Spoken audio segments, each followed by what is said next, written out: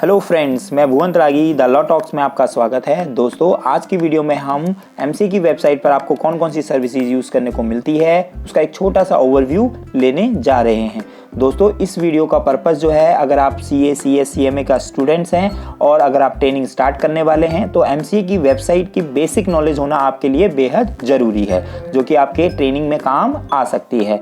अगर आप इस चैनल पर नए हैं और आपने चैनल सब्सक्राइब नहीं किया है तो प्लीज़ पहले चैनल को सब्सक्राइब कर लीजिए और लाइक बटन पर क्लिक जरूर कीजिएगा फ्रेंड्स। तो चलिए दोस्तों, शुरू करते हैं आज की वीडियो।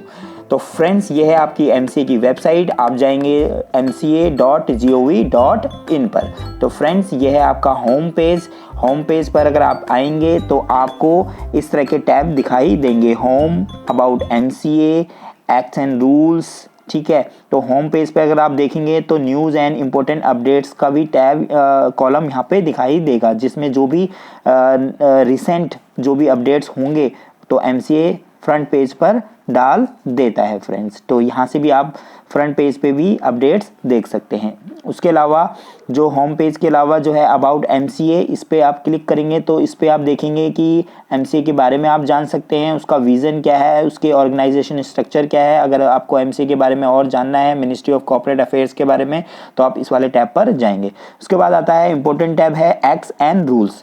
तो ये फ्रेंड्स स्टूडेंट्स के लिए, प्रोफेशनल्स के लिए, सबके लिए ये टैब जो है वो काफ़ी इंपॉर्टेंट है, बिकॉज इसके अंदर स्टडी के लिए काफ़ी कुछ है फ्रेंड्स। तो सबसे पहले आपका आता है कंपनीज एक्ट। तो कंपनीज एक्ट के अंदर क्या है, कंपनीज एक्ट का पूरा बियर एक्ट यहाँ पर है, जो भी एक्ट है प्रॉपर वो यहाँ पे आपको मिल जाएगा। उसके अलावा यहाँ पे ई बुक है।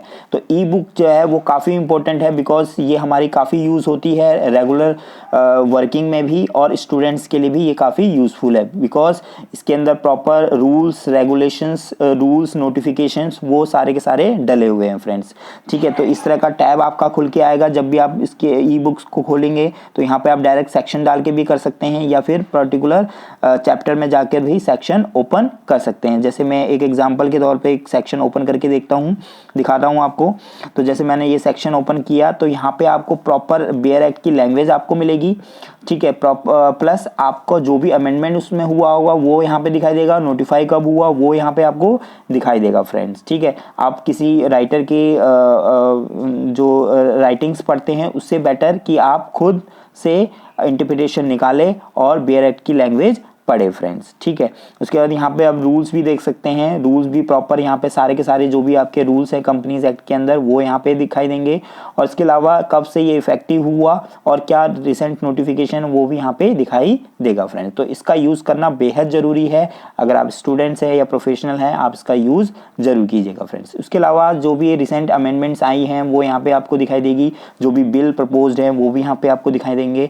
और उसके अलावा जो मेन इंपॉर्टेंट है, रिसेंट जो अमेंडमेंट्स, रूल्स, सर्कुलर्स आते हैं वो यहाँ पे आपको इस टैब के अंदर आपको दिखाई देंगे फ्रेंड्स। तो रूल्स के अंदर इस वाले टैब में आप क्लिक करेंगे तो नीचे रूल्स, नोटिफिकेशन, सर्कुलर आ रहा है। तो रूल्स के अंदर देखेंगे तो रूल्स में जो भी रिसेंट रूल्स एमसीए ने निकाले हैं वो यहाँ पे दिखाई देंगे। सर्कुलर जो भी रिसेंट निकाले हैं वो यहाँ पे आपको दिखाई देंगे, और जो नोटिफिकेशंस हैं, जो रिसेंट नोटिफिकेशन हैं वो यहाँ पे आपको दिखाई देंगे। आप इसमें ईयर भी सिलेक्ट कर सकते हैं। मान लो प्रीवियस ईयर के आपको रूल्स रेगुलेशन चाहिए तो वो वहाँ पे जाके आप सिलेक्ट कर सकते हैं, और यहाँ पे आप उसको रूल्स पे क्लिक करके डाउनलोड करके आप उसको सेव भी कर सकते हैं फ्रेंड्स। ठीक है, और प्रीवियस जो हमारा कंपनीज एक्ट था उसके भी अगर रूल्स रेगुलेशन कुछ चाहिए आपको तो वो यहाँ पे से आप डाउनलोड कर सकते हैं फ्रेंड्स। इसी तरीके से एलएलपी एक्ट है, तो एलएलपी एक्ट का भी सेम कंपनीज एक्ट की तरह आप पूरा का पूरा यहाँ पे एक्ट आपको मिल जाएगा। उसके भी रूल्स, जो रिसेंट अमेंडमेंट्स आई हैं, रूल्स, सर्कुलर, नोटिफिकेशंस यहाँ पे आपको दिखाई देंगे फ्रेंड्स।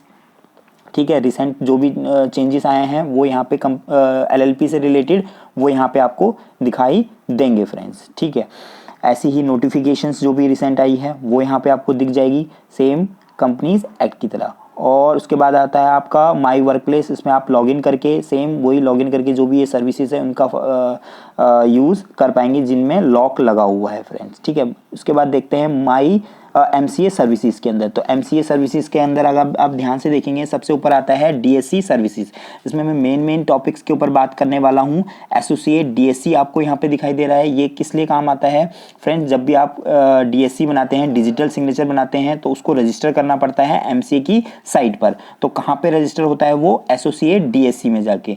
जैसे मान लो आपने डायरेक्टर का डीएससी बनाया है, तो यहाँ पे आप एसोसिएट डीएससी पे क्लिक करेंगे, उसके बाद यहाँ सेलेक्ट करेंगे डायरेक्टर, और उसके बाद ये आपको बोलेगा उस डायरेक्टर की सारी की सारी इन्फॉर्मेशन यहाँ पे फिलअप कीजिए। आपका डीएससी जो है वो सिस्टम पे लगा हुआ होना चाहिए। आप जैसे ही सारी की सारी डिटेल डालेंगे तो आपका जो डीएससी है वो रजिस्टर हो जाएगा। उसके बाद बात करते हैं डिन सर्विसेज की। डिन सर्विसेज में आ रहा है इंक्वायर डिन स्टेटस। तो डिन स्टेटस में आप जाएंगे, डिन में फॉर एग्जांपल मैंने यहाँ पे एक डिन डाला, तो यहाँ पे ये बता देगा कि डिन अप्रूव है या नहीं है। ठीक है, अगर अप्रूव नहीं है तो लिखा हुआ है नॉट अप्रूव। ठीक है, उसके बाद डिन और स्टेटस के बाद आता है आपका डिन और पैन का जो लिंक है वो है या नहीं है। ठीक है, उसके बाद DR3 KYC अगर आपको करना है वेब वाला, तो आप यहाँ से जाकर कर सकते हैं। ये लॉक लगा हुआ है, तो उसके लिए आपको क्या करना होता है? लॉगिन, और लॉगिन करके आप क्या करेंगे?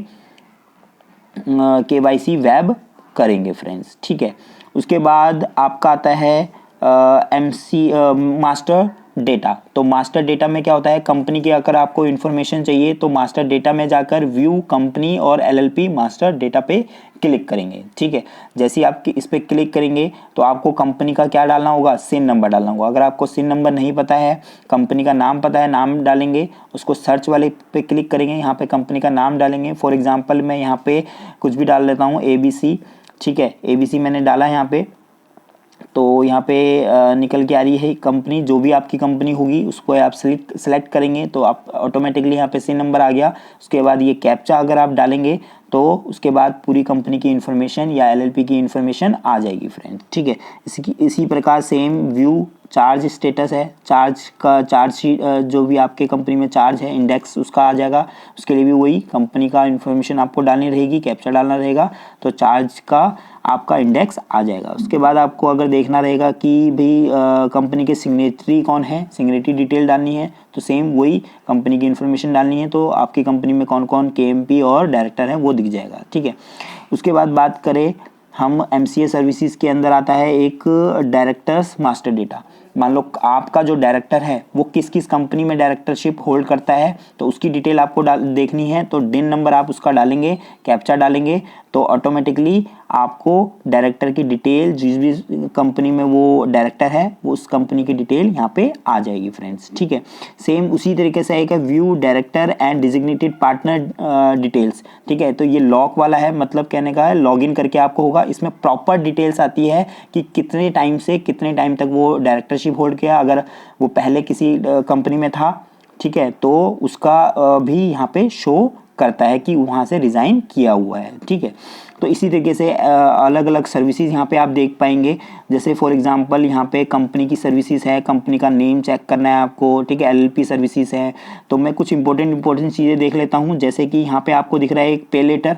पे लेटर क्या है? पे लेटर में क्या होता है कि जैसे मान लो आपने कोई फॉर्म अपलोड कर लिया है, ठीक है, उसका पेमेंट अभी नहीं किया, बाद में आप पेमेंट करना चाह रहे हो, तो पे लेटर पे आप क्लिक करेंगे तो पे लेटर आप उस टाइम पर पेमेंट कर सकते हैं। ठीक है, इसी तरीके से इंक्वायर फीस है, इंक्वायर फीस वाले पे आप क्लिक करेंगे तो इससे क्या होगा कि मान लो आप किसी फॉर्म का फीस पता करना चाह रहे हैं कि इस फॉर्म की फ़ीस कितनी लगेगी। मान लो आपने लेट कर दिया उस फॉर्म को पेमेंट करने में, या कंपनी इनकॉर्पोरेट कर रहे हो, उसकी फ़ीस आपको पता करनी है, तो इंक्वायर फीस में जाकर आप फ़ीस पता कर सकते हैं कितनी फ़ीस लगने वाली है इस पर्टिकुलर फॉर्म में। तो कंपनी है तो कंपनी, LLP है तो LLP सेलेक्ट करेंगे। ठीक है, उसके बाद उसकी डिटेल आप डालेंगे कि कौन सा फॉर्म है। ठीक है, तो उस फॉर्म की डिटेल डालने के बाद कंपनी का सिन नंबर, ठीक है, क्योंकि कंपनी टू कंपनी वेरी करता है कि किस फॉर्म की कितनी फीस लगेगी, और उसका डेट ऑफ इवेंट आप डालेंगे। तो कैलकुलेट फीस पे आप क्लिक करेंगे तो ऑटोमेटिकली आपको फीस कैलकुलेट होकर आ जाएगी फ्रेंड्स। तो ये एक अच्छा टूल है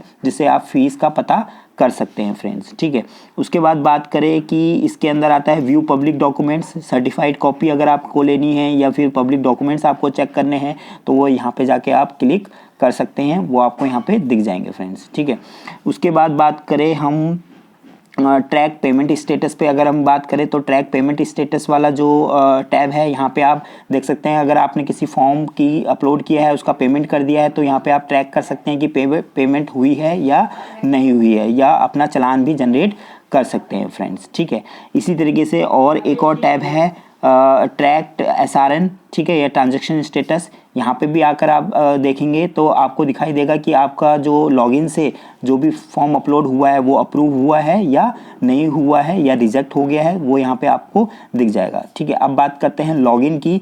आप लॉगिन करके जो भी जो सर्विसेज लॉक हैं वो यूज़ कर पाएंगे।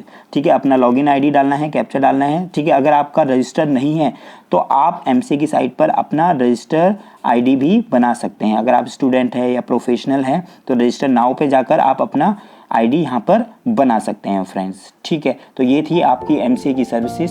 तो फ्रेंड्स, ये था ब्रीफ इंट्रोडक्शन एमसीए की साइट का। अगर आपको एमसीए की साइट से रिलेटेड कोई और क्वेरी हो तो मुझे कमेंट करके ज़रूर बताइए फ्रेंड्स। होप आपको वीडियो पसंद आई होगी, और अगर आपने चैनल को सब्सक्राइब नहीं किया है तो प्लीज़ सब्सक्राइब कर लीजिए। हम फिर मिलेंगे इसी तरह की नई वीडियो के साथ। तब तक स्वस्थ रहिए, सुरक्षित रहिए। जय Hind, bye bye, thank you.